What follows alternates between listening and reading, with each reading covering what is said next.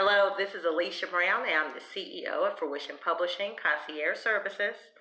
I just wanted to come in and give you this very important message. You know, it's a bittersweet moment. I had a client today who is a domestic violence survivor. Her book series is a children's book series. And we can go more into the how the two are connected. But anyway, I was so proud of her. So that's the sweet. I was so proud of her because it was this PSA that went out, and they're interviewing her as a domestic violence survivor, and she's giving all these great tips and strategies. But the bitter is she brought up a point, and it's no aside to her because she was on it, but it triggered me, not in a negative way, but brought me back to why I write. And this is very important because I think sometimes, especially when you deal with people that have been through trauma and abuse and they find the courage to share their stories, they self-sabotage. They start saying things about themselves and things that almost paralyze them from going forward. And we can discuss that, you know, the implications of that and other thought processes for that at a later time. But what triggered me, what jarred me, was how she was saying, you know, I decided to stay, even though the relationship, marriage turned abusive while I was pregnant. I decided to stay. And I never knock people that make that decision because I was birthed in that decision. You know, I came from a family, when I say I'm birthed, I was born of a family that believed that. They believed that, you know, children are well adjusted in homes where mother and father.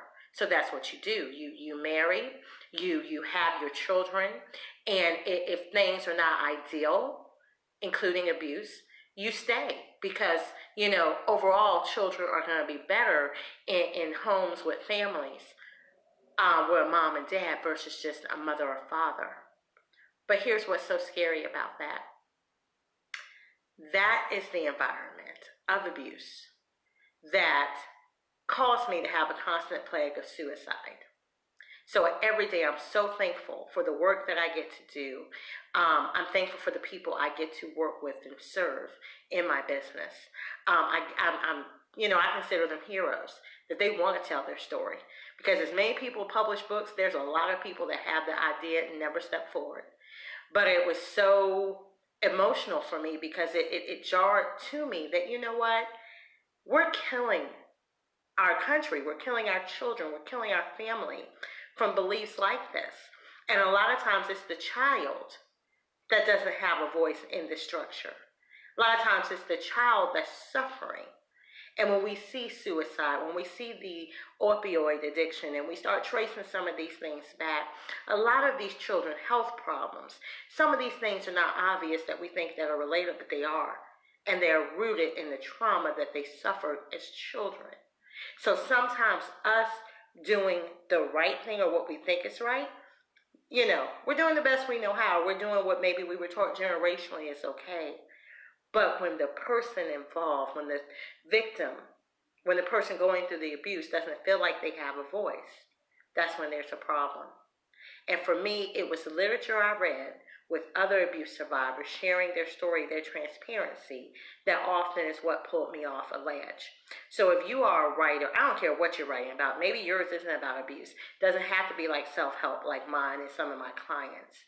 But if there is something birthed in you to tell a story, you know, some of the books I read, it took me out of the abuse situation. It had me in fairy tale land. That's valid too, because sometimes people need an escape, and your book may bring that escape.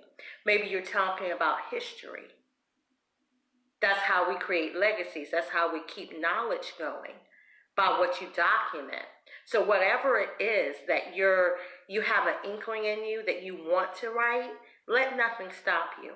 Because there's plenty of information, there's plenty of resources out there. But the thing is, sometimes you're so focused on that, you're not focused on putting pen to paper, finger to keyboard, and producing what's in here.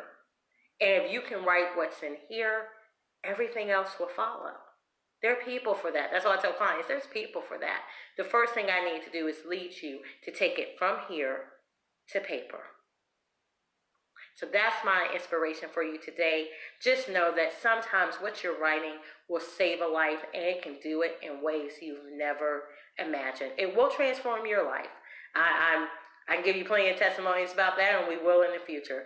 But it can transform and have the power to save a life. So let nothing stop you from writing and publishing. And if you need help for that or for more tips and strategies, you can follow me at fruitionpublishing.com, where we have a plethora of resources to help you, and we'll be glad to guide you through that process. Bye-bye for now.